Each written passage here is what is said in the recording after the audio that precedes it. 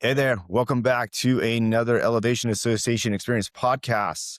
We're your hosts, Dr. Jared Hill, Dr. Dan Nelson. And today's exciting. We've got some stuff that we're kind of going to go revisit a little bit of things we've talked about in the past, but hopefully hit on some new ideas and some solutions today. Jared, I'm pumped to be talking about the concept of letting go of the vine and why dentists struggle to delegate.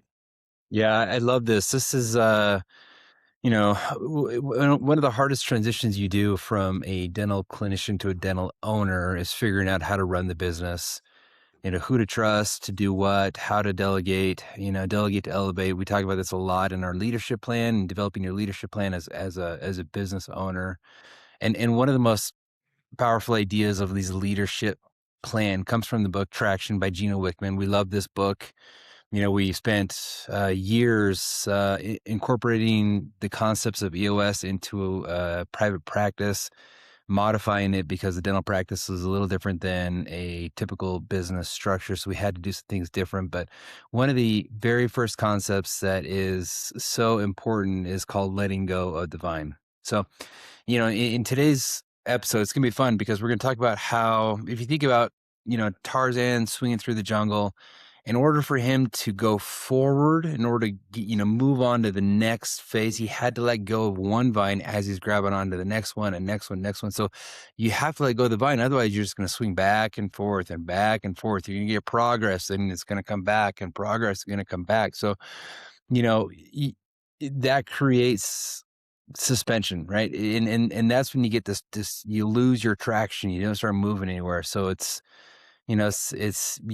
all about uncertainty, these moments of where leadership can really start to fail you. And that's when it gets really, really frustrating and really, really difficult. So today, what I'd like to do is I like to go through 10 examples in your practice where, as a leader, it's important to understand the concept of letting go of the vine in order to facilitate growth, right? So before we've talked about this often, if you don't grow just to grow, right?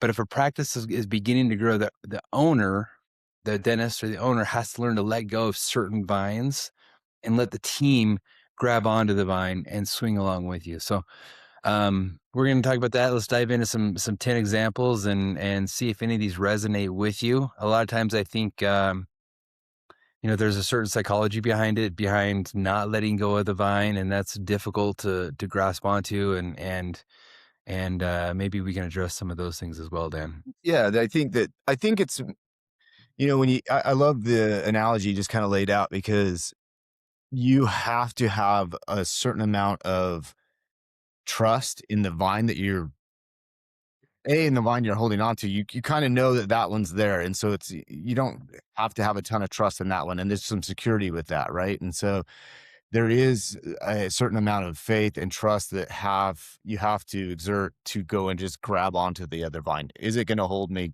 Can I trust it? It's scary. It's scary to progress and to move forward into the areas that you have to exert that level of faith.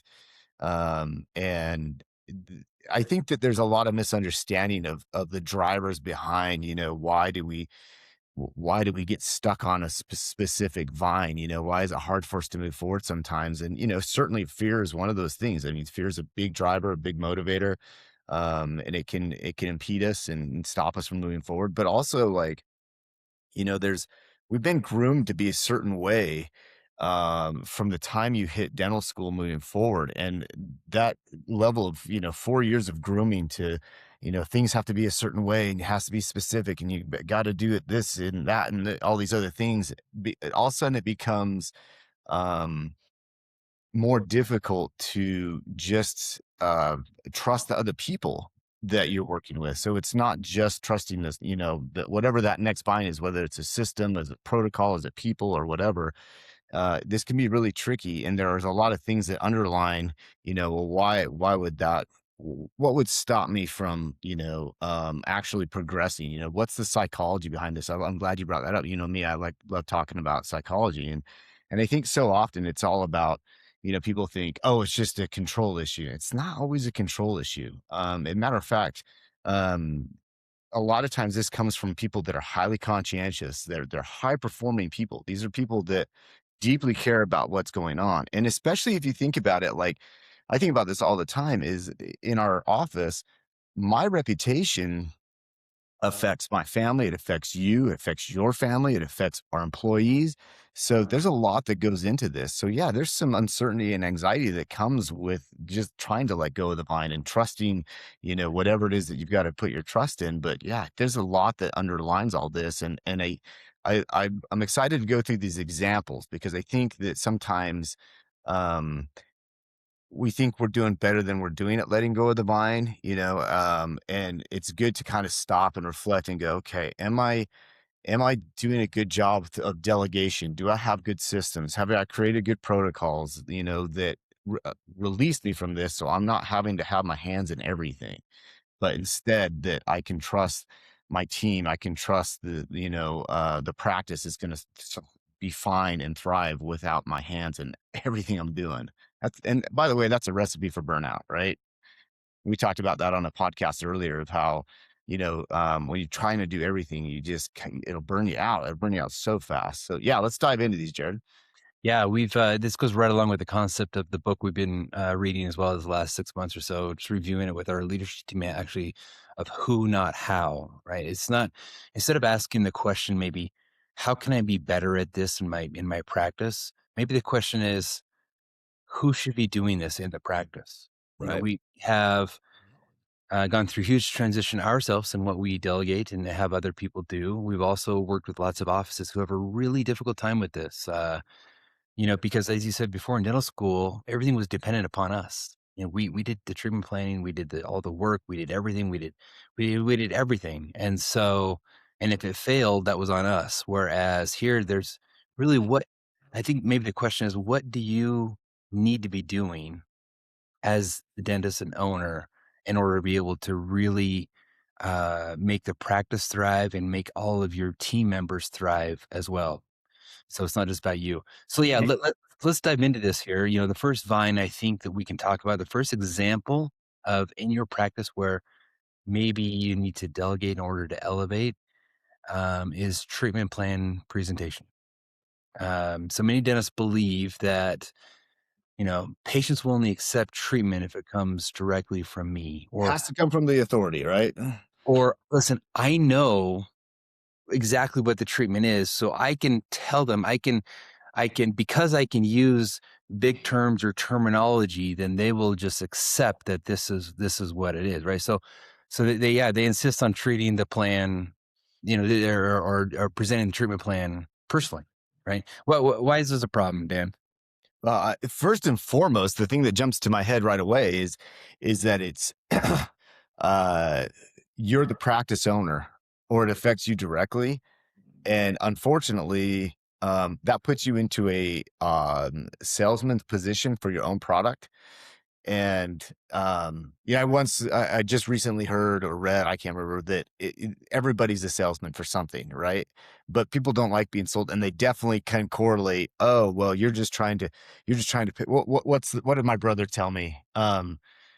He said, "Well, not everybody's a rich dentist that drives a Maserati." And I'm like, "I don't have a Maserati. I want a Maserati, And but that's the concept that's my freaking brother. You know what I mean? Like, so that's the concept that exists out there. So if you come, even with the best of intentions, and you present something that's a $8,000, $12,000 treatment, plan, and they're looking at you and like, you're the owner and you just want to go on vacation to whatever, you know what I mean? They start to make that correlation. So it's not always the best idea to be coming from the doc. That's for sure. I think the doc should be the one having the discussion prior to the treatment plan presentation about what the issues are, what the problems are, and then be able to discuss those with the patient. What are the implications of you not doing all of this, and then talking about treatment plan options, but the actual treatment plan presentation itself or case presentation shouldn't be. I really feel strongly about this, that it shouldn't be coming from the doc.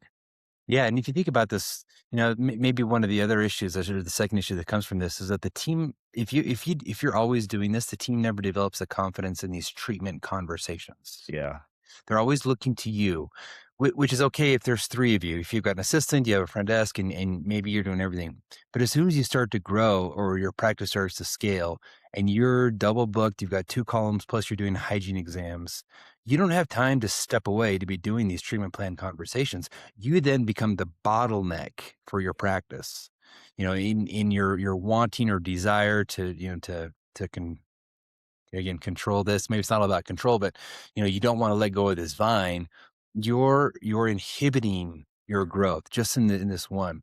So, like you said, then the solution is what the doctor diagnosis, right? Your job is that's something that you cannot delegate. You have to diagnose as a doctor. I think it's a very valuable exercise to let your team educate them. Right? Let your team tell them why, this is the diagnosis.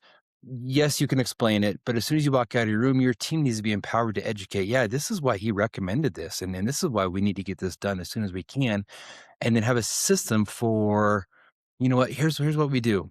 We're going to put this into a plan for you so you can know exactly what the cost is. And we're going to have you meet with Jen, who's our treatment coordinator, so she can find the best time available for Dr. Nelson or Dr. Hill to get this done.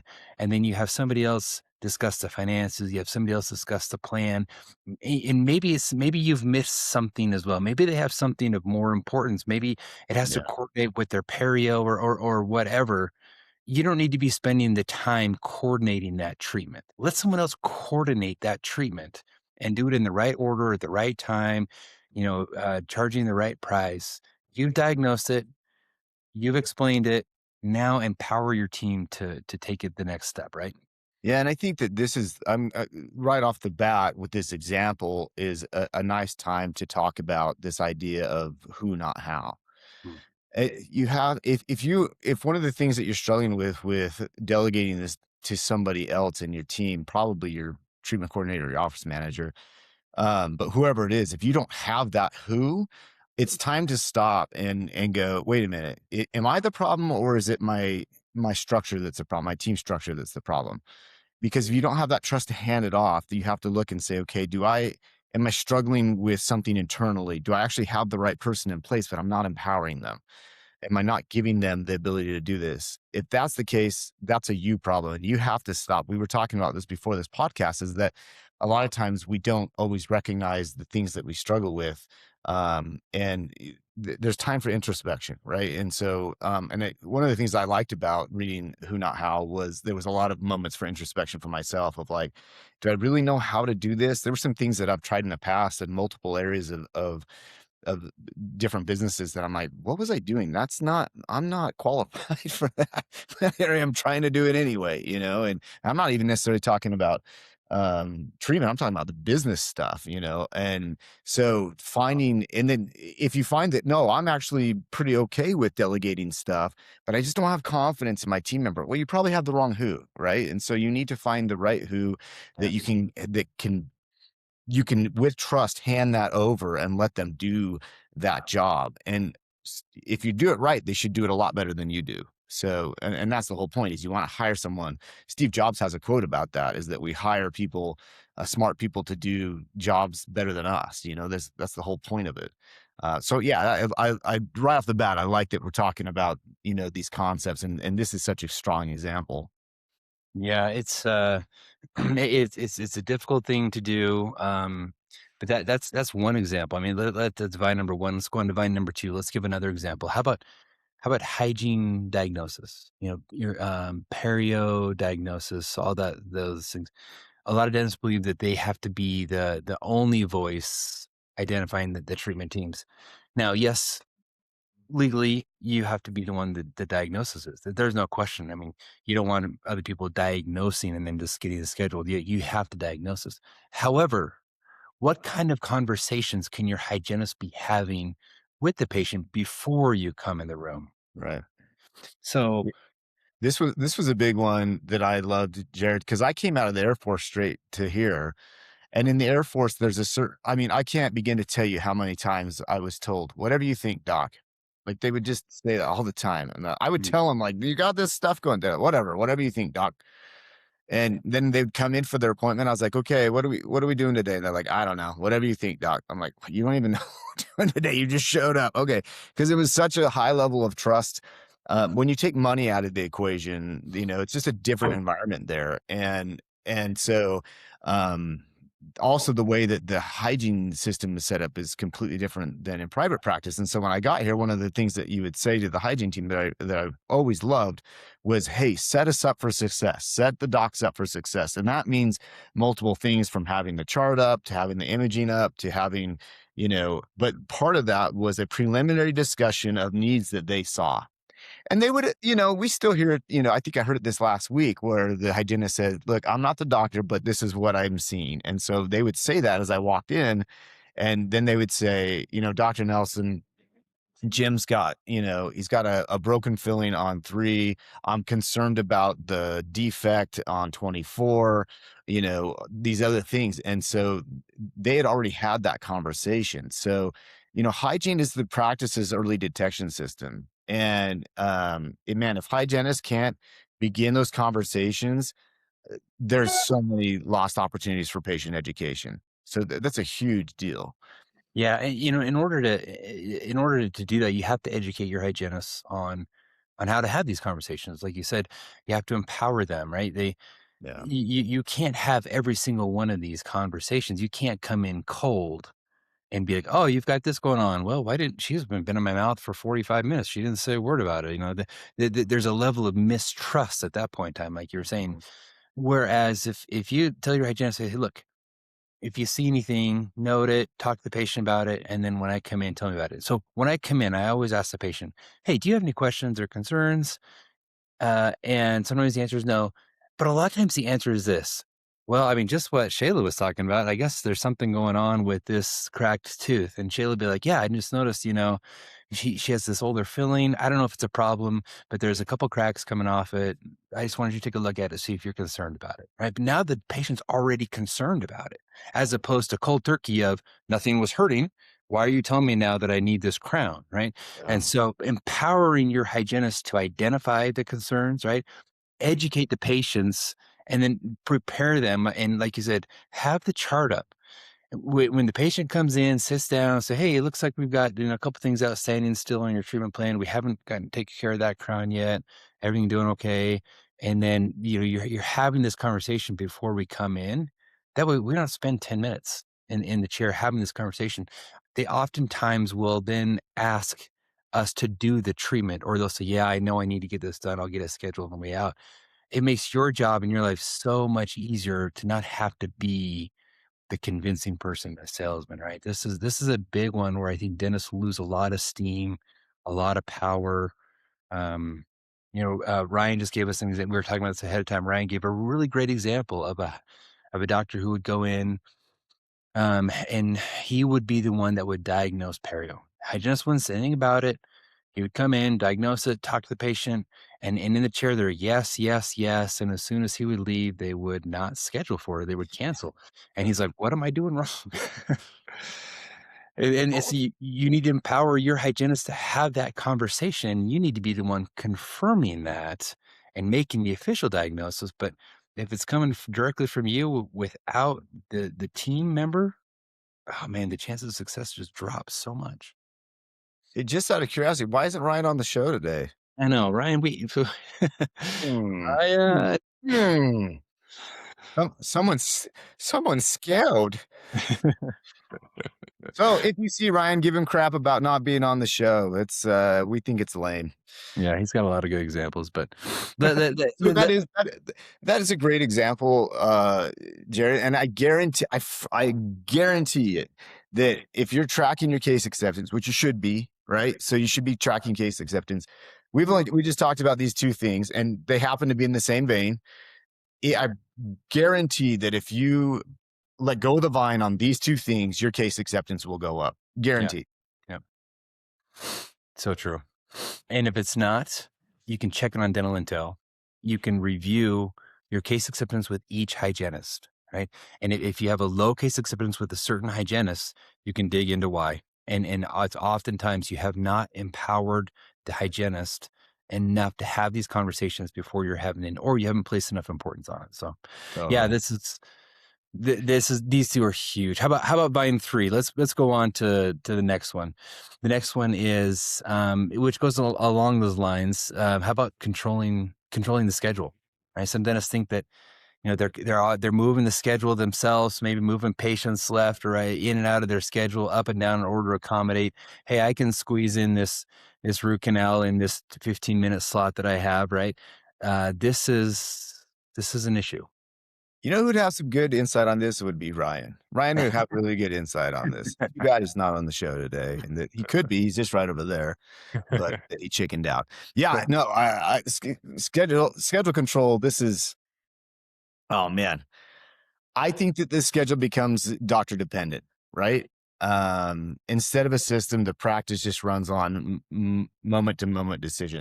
This is one that we've had a lot of discussion with our treatment coordinator in our office, because we are big, and I got to give a shout out to Dr. Steve Call, who is the clinical dean at Midwestern University, and he's one of my mentors. And very early on, he was big on like proper scheduling, proper systems for scheduling, and not just letting it go willy nilly. He let it go. He gave an example for us about how he just let the schedule kind of happen. Right? He wasn't. Nobody was in control at that point. He wasn't doing it. The front office wasn't doing it. The treatment coordinator wasn't doing it. Nobody was. And he's like, man, I ended up with like, doing a bajillion fillings in the morning. He's like, and then like bigger cases were coming in onto my plate later in the afternoon where I'm getting tired. And he's like, he drew a line at a point, mostly because he was like, oh, this is stressing me out. And he's like, and I'm getting tired. And so he was like high dollar cases in the morning, and then, the onesie twosie stuff in the afternoon. And he was big on meeting his goals, his production goals. He's like, look, production, we're going to try to hit that in the AM, and then the rest, it's okay if it's small stuff. But that was how he set it up. And then he empowered his team to work off of that. So he wasn't in control of it. So that sounds like, oh, well, Dr. Call was controlling. No, not at all. He was creating a system that he could then walk away from and not have to deal with it anymore on a day-to-day basis. Once the system was built, he walked away, handed it to his team, and he empowered them to see his vision for what that scheduling would look like. So yeah, it was, I think that all too often, especially, I think this becomes an issue, Jared, don't you think, if there's more than one doc in the office? Oh, absolutely. I mean, Nick, the chaos, the schedule can get so chaotic so quickly. So, and like you said, the solution to this is the doctor sets the system. You should sit down with your treatment coordinator and say, here's how I feel that this should run. In my mind, what am I not seeing? What are my blind spots in this? Oh, well, if you're here and you've got three other hygiene exams, that's going to be difficult. Oh, you're right. Let's change this block to this. So you have color coded blocks ahead of time of an ideal schedule. However, the doctor doesn't set every appointment, right? They don't have to come to you and say, oh, can we put this patient in here? Can we put this patient in here? Yeah. There's times when you have to work stuff out together. Hey, we do have an emergency patient. We really need to get this tooth out today. How can we make this happen? Right? There's always those cases or examples that are going to maybe creep up here and there. But if you set the system, you do not have to worry about every single appointment, and that takes a ton off your plate. Just letting go of that vine, letting your treatment coordinator take that and run with it, and she or he will they'll kill it. If you want to tick off your front office, move some stuff around on your Oh, schedule. gosh. So true. They'll be like, what are you doing? It's the equivalent of working on a 1,000-piece puzzle, and then you just come in and start moving stuff around on the puzzle, and just like jumbling it up. It causes so much frustration. Best to keep your hands out of the schedule, pretty much. Like you said, Jared, and to Dr. Call's example as well, that he set for me is, yeah, establish a good system, create this ideal schedule. I love that idea. One of the presentations that was given at one of our summits, Dr. Clark came and from the Whitecap Institute, and dropped some really nice pearls about, hey, not only does the ideal schedule help fulfill your goals, but it keeps you sane as well. He was talking a lot about how that actually services not just the practice, but your overall well-being, and I really like that, Dr. Paul Clark. That's kind of was a presentation that stuck with me of like, yeah, like the ideal schedule. We should don't vary from that because it's about your sanity as well. Let's maintain my sanity through this schedule. Yeah. Yeah, you've got enough to focus on. Like this isn't something that you should obsess over or worry about. Totally. Uh, vine number 4. Let's talk about vine number 4. How about having financial conversations? Oh boy. Some dentists jump into discussions about, insurance coverage, discounts, patients trades, payment plans.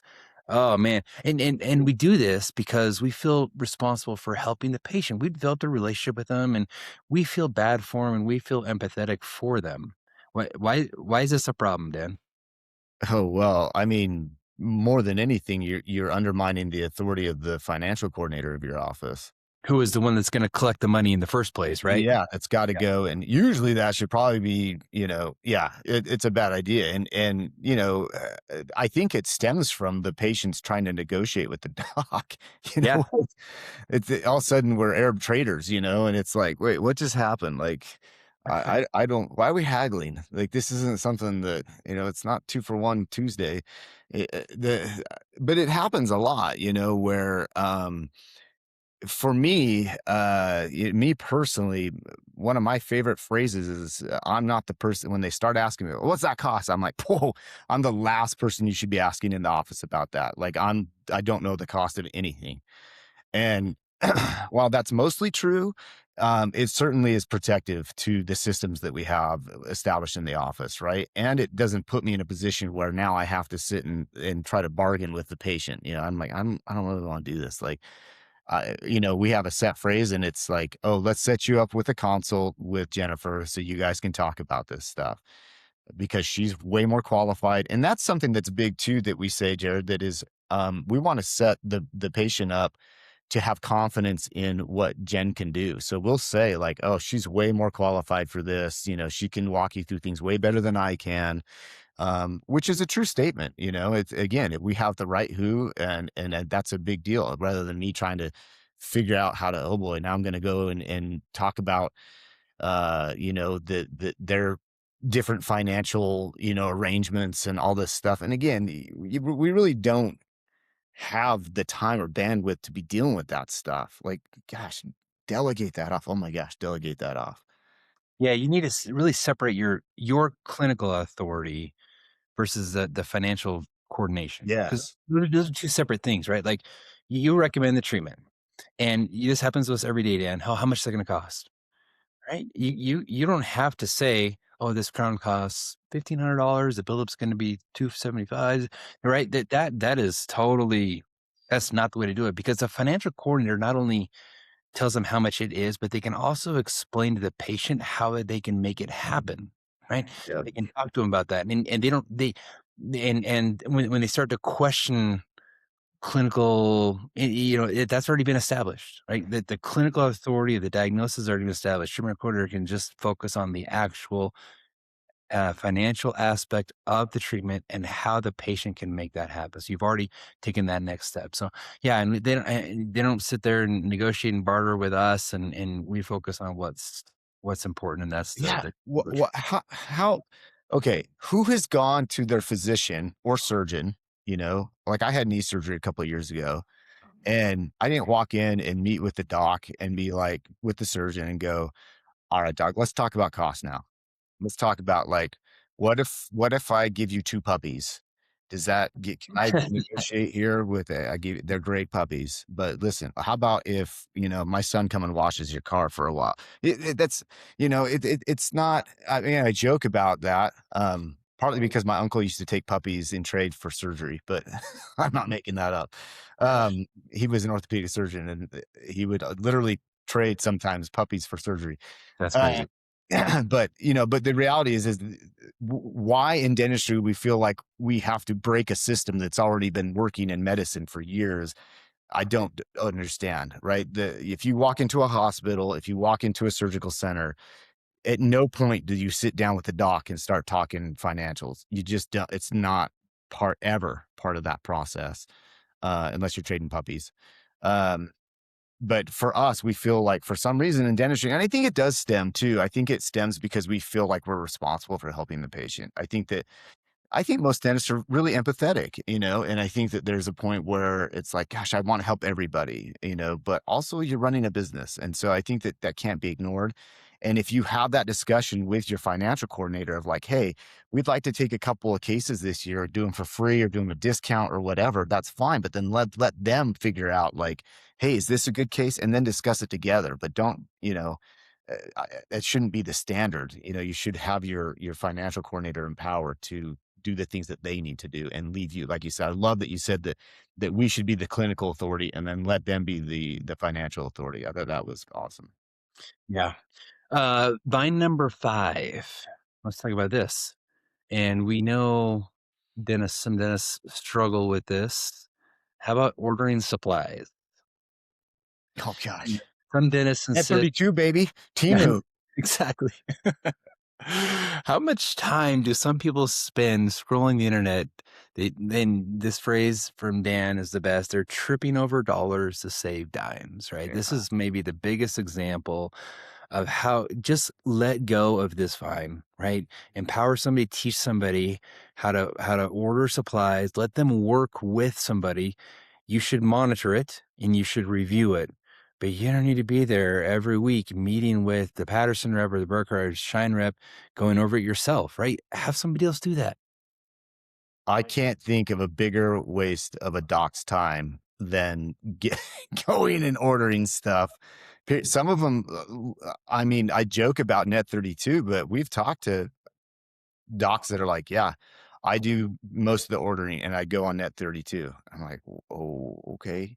How much do you make an hour? Have you ever figured out what your time is per hour? And like, where do you find time to do this? I mean, and the amount of we were talking about this within Wood River Dental. We were talking in our in a kind of an informal meeting about all the items that every office has to have, and it's so many. And so if you as the owner are getting bogged down with ordering, just take a second and go and see what your production or what you make per hour and apply that to ordering and be like, should I be doing ordering or should I be doing a prep or a filling or anything else clinically that actually brings dollars into the practice? Or So go home. yeah, or go home. That's right. Yeah, good point. Seriously, you have to focus on the highest value activities. It is staying for 2 hours, scrolling through Net32 or negotiating for a few cents on a dollar more valuable than going home and having dinner with your family, right? That when you talk about highest value activities, this is not you can't let this get out of control, right? So the in order here's how you do it. You provide a guideline, these budget guidelines, right? Here's the Yeah. budget. There's a lot of guidelines out there of how to provide that budget. These are my preferred materials. You see, you have this conversation. This is the system how we reorder. Do those 3 things, then you step away. You walk away and you let it happen. You monitor, you check it every month, make sure it's okay. Look at your P&L, whatever your system is. Intervene if you have to intervene. Oh, hey, we had to do this just recently. Like we had a big bill from Patterson. We were like, what in the world? And so we had forgotten that we had ordered like 3 or 4 intraoral cameras. Oh, well, that makes you know that makes sense. Right? But if it doesn't make sense, but for months we've turned the system over to an employee, a team member who loves it. She is just thriving in this and showing us how much that she can take this around with it. Step away, go do something else. This is not a high value activity. Yeah, exactly. Amen.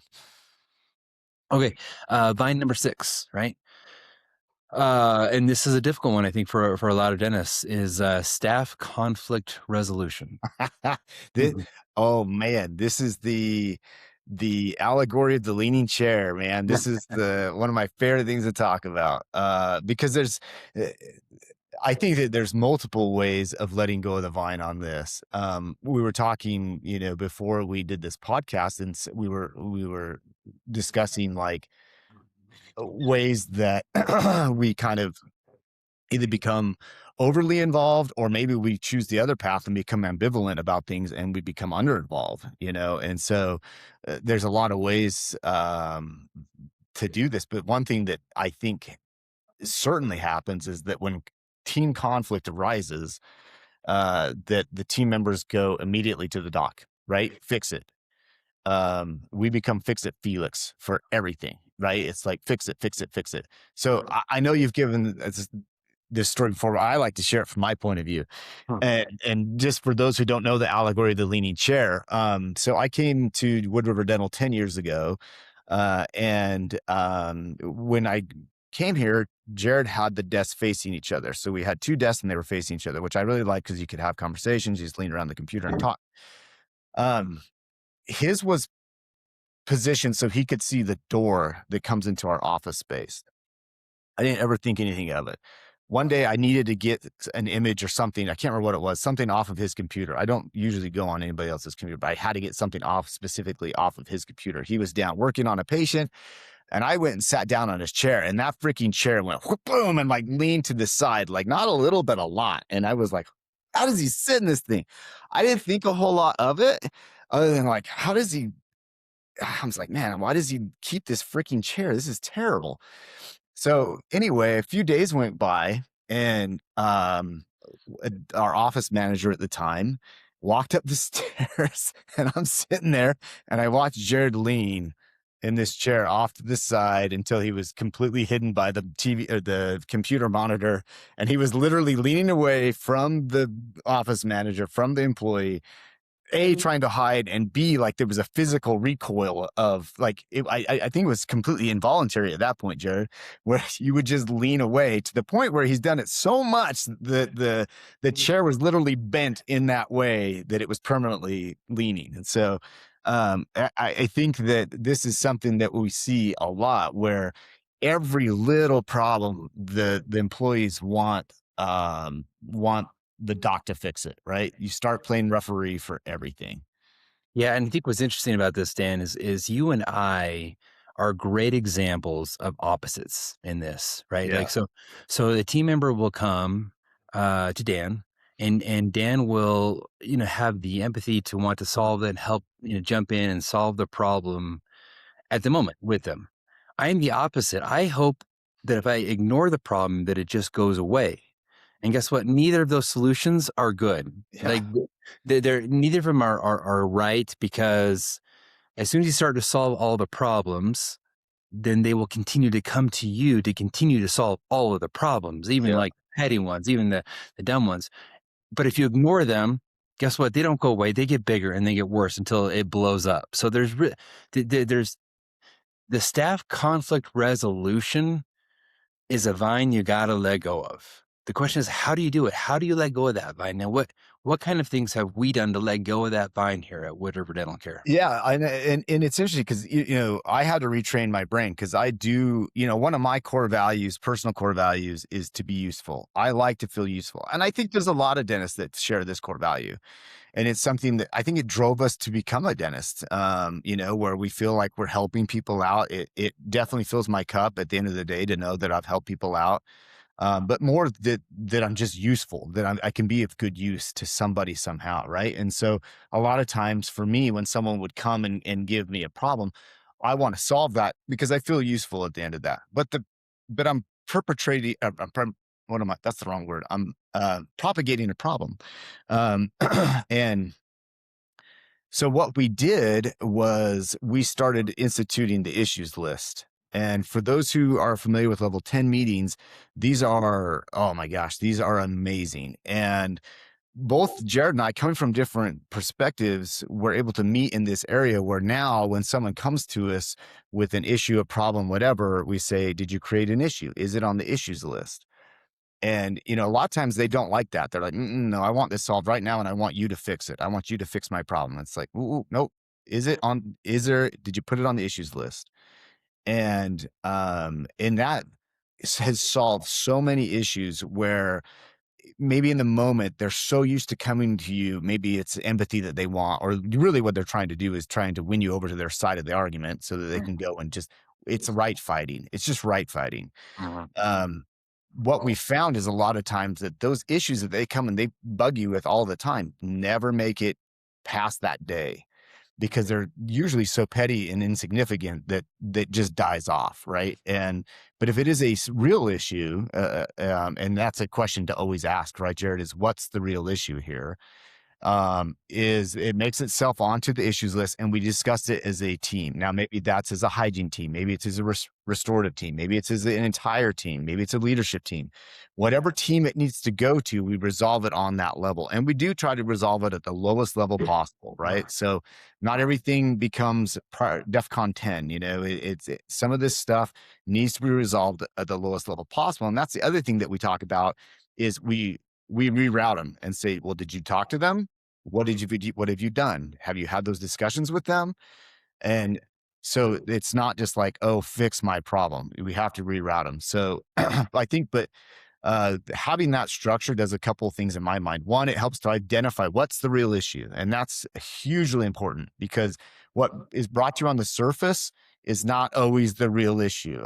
Matter of fact, rarely is it the real issue. And so you have to identify what is the real issue.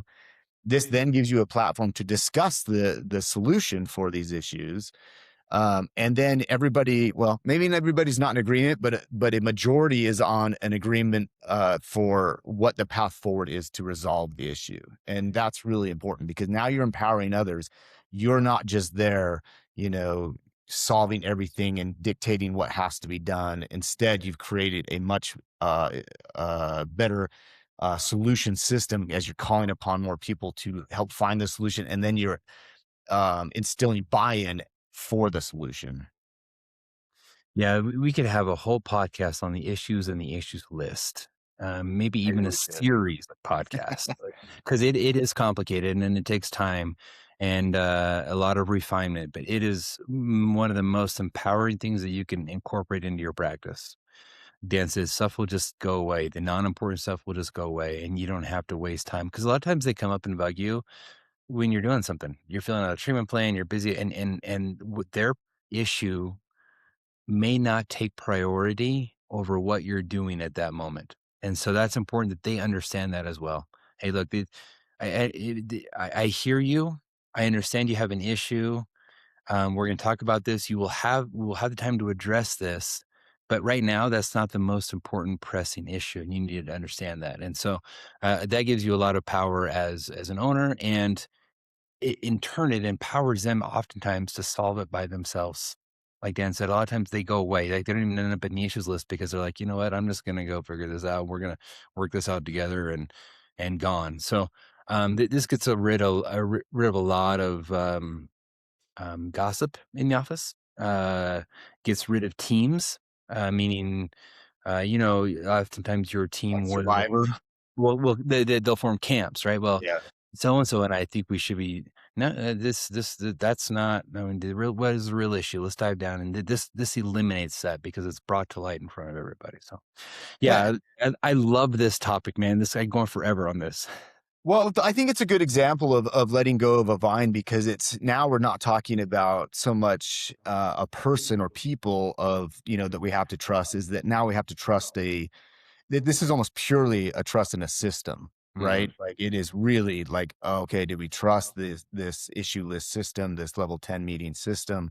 And you have to develop it and use it for a while to develop that trust. And it gets abandoned too early, too often, where they're like, oh, well, we tried it, but then it didn't work. And it's like, how did you try it? Yeah. And why do you think it failed? But because this really is a fantastic having that right system is an amazing solution for this. Yeah. Vine number 7. We haven't dealt with this a lot, but hiring decisions. So some dentists personally handle all the hiring decisions. They review all the resumes, they interview all the candidates, they go over all the final hiring decisions. I think that there is a way to streamline this so we don't have to be involved in every step of the way. What do you think, Dan? Without a doubt. I mean, for us, I think we've been really lucky here. Uh,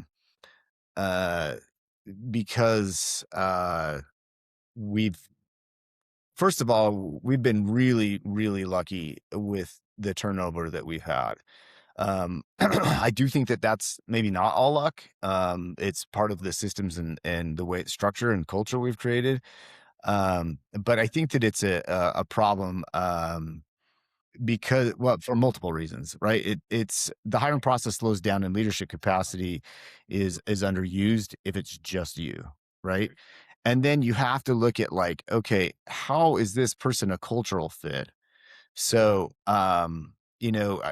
if you interview as a group or you have a process of how to hire and fire. So this goes back to core values, right? So now we're talking about systems, culture, how what have we set up? Is our vision established? Then it's far less of a problem because now you can know that they're going to fit within your system and your culture based on, the outline and guidelines that you've given. And that's less about you just making a personal decision, going, oh, yeah, I think I like this person. Now it's more of, it's not just how do you as the doc interact, but how do they fit within the culture of the practice. So, yeah, this is an interesting one, right? Like it's not just um affecting you, it affects the whole team when you bring a new, what is it that you say, Jared? You have how many relationships that when you hire someone new, it's not just the one relationship with the one person, but it's the multiple relationships that occur with when you with that new hire. So if you're just doing it off your own, your take on it, that may not be the best approach to this. Yeah. Yeah, so if you and the best way to do this, the solution is to make sure you have a true leadership team. You have not just you. You don't want to run a dictatorship, right? But if you got a leadership team and your leadership team understands your hiring process, we talked about this process and systems, right? Our process is that we hire, fire, we review, we reward, all based upon our core values. And everybody knows our core values because we reiterate them every single Monday morning. And so when an application comes through, the leadership team looks at it, they do some preliminary discussions and maybe even some talking on the phone to see if this person is in line with the core values. If they are, they invite them in for an interview with all of us. So as owners, we sit in with one interview, we review the core values, and then we decide on a hire process or not. We don't have to spend all this time filtering out or reading resumes or, oh, we should not, that's not a high value procedure for us. So I think that's a solution for this. Creating a leadership team, I think, is a huge part of that. Okay, vine number 8, case acceptance follow-ups. So some dentists, I haven't had this. I saw so and so 2 weeks ago. They never scheduled for the implant. I'm going to call them personally when the treatment hasn't been scheduled. Why is this a problem, Dan? Yeah. This is again undermining, right? Like, I do think that occasional doctor calls can be important and they can be powerful and they can certainly build trust and appreciation. But if you rely on those calls, it prevents the practice from developing a strong follow up system, right? Is that the system? Is the doc following up with case acceptance stuff the answer you want? Again, it's tying you up into things that is that the best way for you to be spending your time, is to do this? And I think a much more powerful follow-up call is a post-treatment follow-up call, so if something where you've gone and done maybe a surgery or something like that. Now that's a phone call that warrants way more trust building, way more rapport building, than ever like having the doc follow up on a treatment plan presentation. That's again going back to the issue that we talked about before. If the doc follows up after a treatment plan is presented, it feels a little bit contrived. It feels a little bit maybe money motivated. That the motivations behind it may not be as clear as you want them to be. So it sends the wrong message. Yeah, I've actually had patients who have transferred to my office because the doctor called them and told them they needed to schedule that $20,000 treatment, and that was, off-putting for them. So whatever your system is, make sure it's a strong system.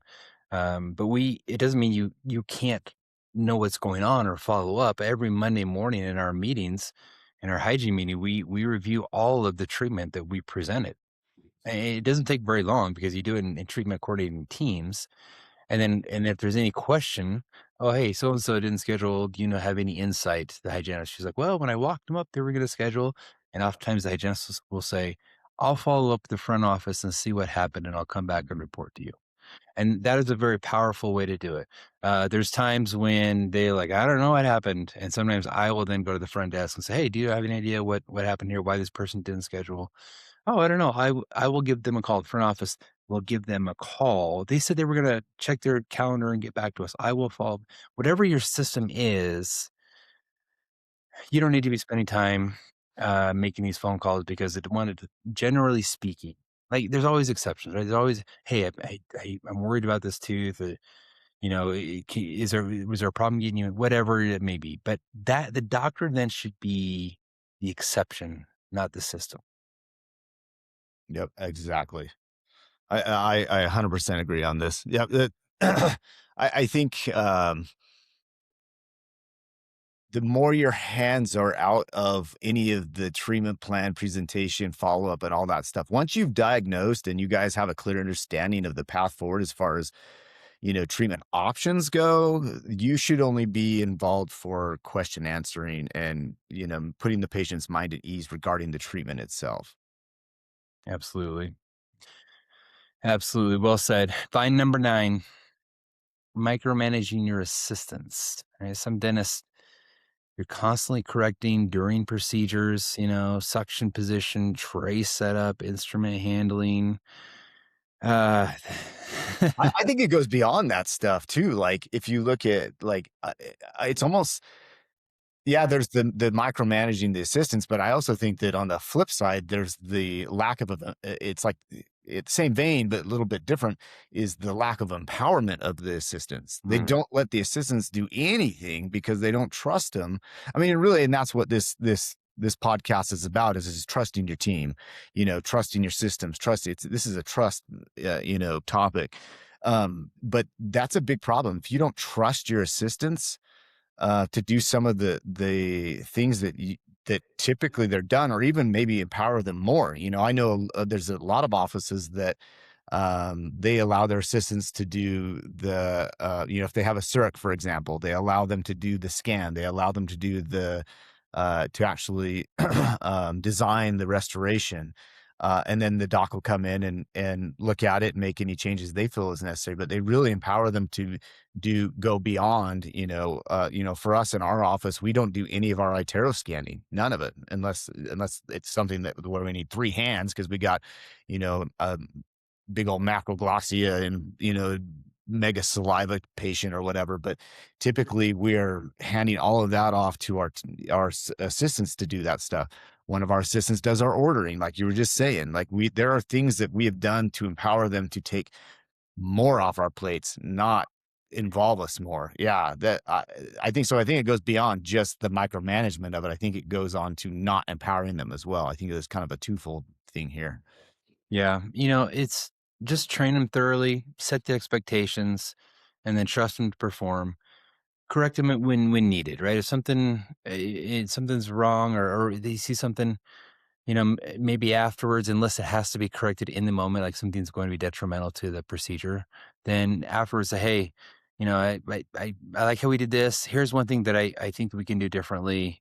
Let's try this instead. So, for example, I had an assistant who really wanted to give me bond off of her glove, and I really wanted her to put in the Dap and dish. It's a small thing that I didn't correct her in the moment. It was nothing we didn't do in front of the patient, but we had this discussion afterwards. So you just train them thoroughly, you set the expectations, then trust them to perform. Yeah, and I think if you do that, you'll keep. I remember walking into the OR once. I used to go into the OR when I was in the Air Force. I would do occasional. I would help out with big surgeries and stuff. And it's interesting when you walk into someone that is constantly correcting.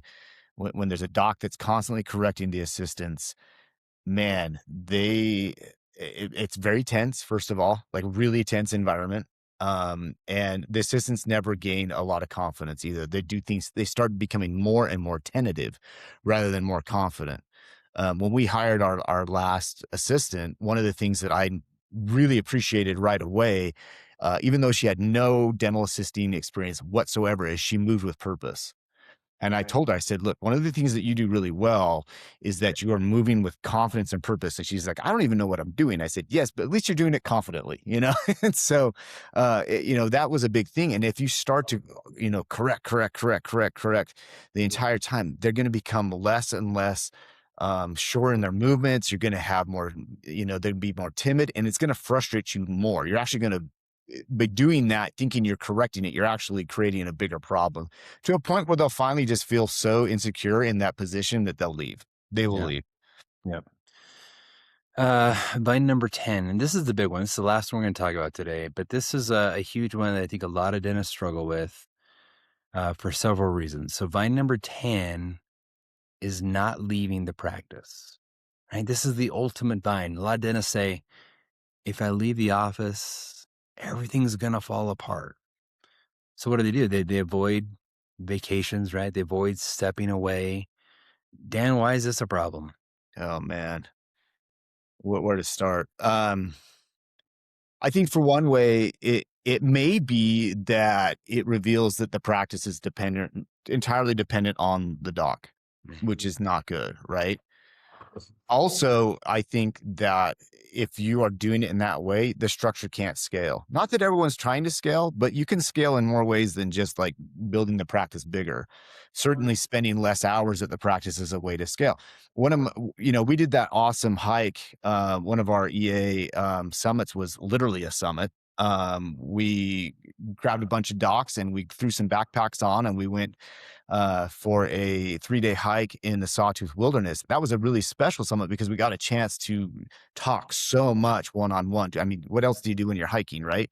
And one of the standout conversations that I had during that time was with Dr. Jason Campbell out of Arizona. And he says, my ultimate goal is to have the practice run without me. He's like, I just want everything to run perfect. I don't need to be there. He's like, that is my ultimate goal, is that it runs so efficiently and so well that I don't need to be there.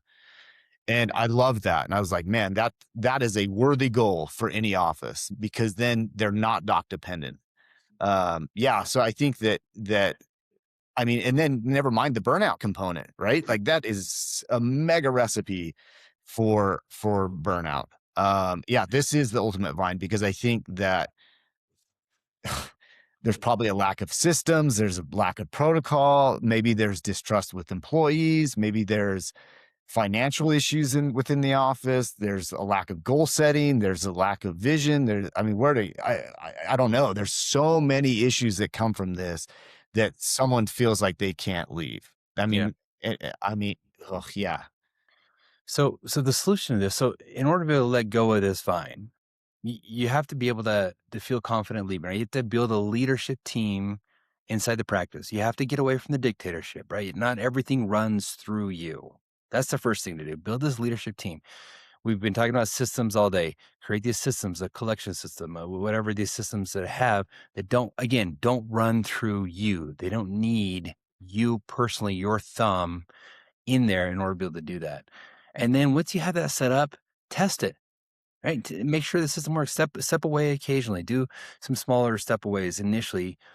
When you come back, you're like, oh, things ran okay without me. Like maybe I could step away a little bit longer. Right? The healthiest organizations function even when the leader isn't present, just like what you were saying with Dr. Campbell. These organizations that fall apart when the leader isn't present, they're not healthy, right? They're totally dependent on you, which is going to drive you to burnout faster than almost anything else. yeah. I was just thinking, we had this conversation a little over a month ago with an awesome doc, rad freaking guy, such a good dude, good guy, good doc, like has like if you just met him, you're like, dang, I'd like him to be my dentist. He's just a freaking rad guy. He told us that he took what, 5 days off, Jared? 5 days, the total. Like, we're just like, wait, what? 5 days? And he's like, I can't afford to take more time off. And it's like, well, why? Why can't you afford, like, what's going on? What vine are you holding on to so tightly, that you can't, you perceive that you can only take 5 days off a year, and I don't think he's alone, not by a long shot, and there's a lot of enigmatic, awesome, dynamic docs out there that are trapped in this thought process because they don't have the trust in their practice. Maybe they don't have the trust in the system. Maybe they don't have a trust in whatever it is that limits them from letting go of this ultimate vine. And yeah, I love that you said, like, best way to do it is test it out, set up your systems, and then walk away for it. Maybe it's not a week, maybe take 2 days off, maybe take a day off, whatever it is, but do something where you can test this and do it occasionally. The team will know you're coming, so it's not like you're just springing it on them. You actually want them to be prepared for it and say, "Okay, what are we going to do while I'm gone? What are we setting up? What's the protocol when the doc's away?" And if you start getting phone calls throughout the day of like, "What do we do with this? What do we do with this? What do we do with this?" That's probably a red flag that maybe there's some other vines that need to be let go of. Mhm. Yeah. Yeah, and eventually you'll be able to take time off and forget about the practice. And that's when you get to recharge your batteries, when you're doing something else, when you've completely let go, you've rejuvenated, you come back and you're even better than you were before you left. So there's real power in that vibe. And I challenge everyone to think about letting go, taking some time off. If you do math and calculations of calculating how much you're going to lose, you'll never take time off. But you cannot calculate how much better you are when you come back. So there's that aspect which is hard to wrap your head around as well. So Yeah. to wrap this all up, right? Some closing thoughts and reflections on these letting go of these 10 binds within the practice. My first thought, my reflection is that the hardest part about letting go is just it's like that moment in between, right? Where you haven't quite got onto the next vine yet. You're letting go. You're in midair, maybe. That's tough, man. I mean, it's hard, but it's a necessary step in order to move on to the next step is to be comfort get comfortable with that moment in between of letting go of the vine and getting on to the next one. Yeah, I mean, we started off talking a little bit about fear, and that is a scary moment. That it I don't care who you are or how long you've been doing it. There's things that we do, Jared, that whatever it is that whatever vine we're letting go of, that when you're stepping in and exercising that faith that things are going to turn out okay, it's freaking scary, and it vary on degrees of terrifying. But yeah, I think that when you've done what we've talked about, you've got the systems, you've got the protocols in place, in a lot of ways, those feel like, hey, I'm strapped into a little bit of maybe there's a net to fall into, or maybe I've got a little bit of a security system here to make me more comfortable in this. Terrifying moment. Yeah. And I think that, when you empower your team, to grab the vines that you let go of, something powerful happens, right?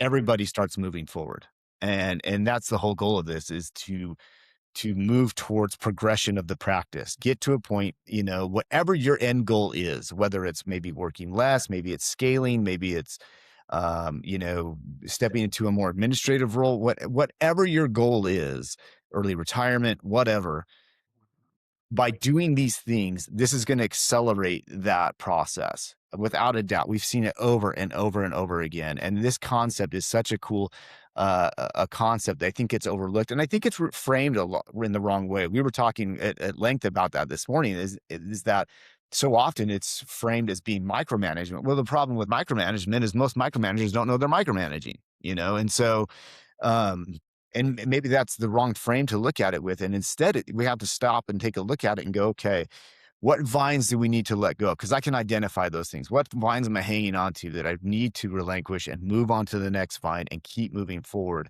I think that's easier for us to digest and I understand, and identify with, rather than just someone coming out and beating you on the, the sternum and telling you, you're micromanaging this, you're micromanaging that. Well, maybe that dismisses all of the psychology behind it. It dismisses the uncomfortableness, and it really doesn't offer a lot of solutions. So hopefully this had some very usable and implementable solutions. And of course, like if you have questions about any of this stuff as it pertains to your office, to you personally, whatever, reach out. Let's chat. We talk about this all the time. We love just talking with other docs. Like there's no cost to just email us or text us or whatever, and let's just chat about whatever problem or issue or vine or whatever you've got going in your office. Let's talk about it. Yeah, thanks. This is a very letting go of the vine is a very empowering moment for you as a dentist. Scary, yes, but empowering. It allows you to really focus on the things that you're really good at, things that you like to do. And it also oftentimes that vine is something that you don't like to do in the first place. And so, but you're holding on to it because you don't see any other solution. Well, guess what? You've got a team member who loves that vine. She really wanted to grab onto that, and they are good at it, and they'd love to spend their time doing that. So, let go of that vine, pass it on to someone else, and really allow yourself to grow. I appreciate your time. Yeah, like Dan said, find us on Elevation Association School. Get a hold of us. If not, and if you have any questions, let us know. We'll see you next time. All right. Thank you. Cheers.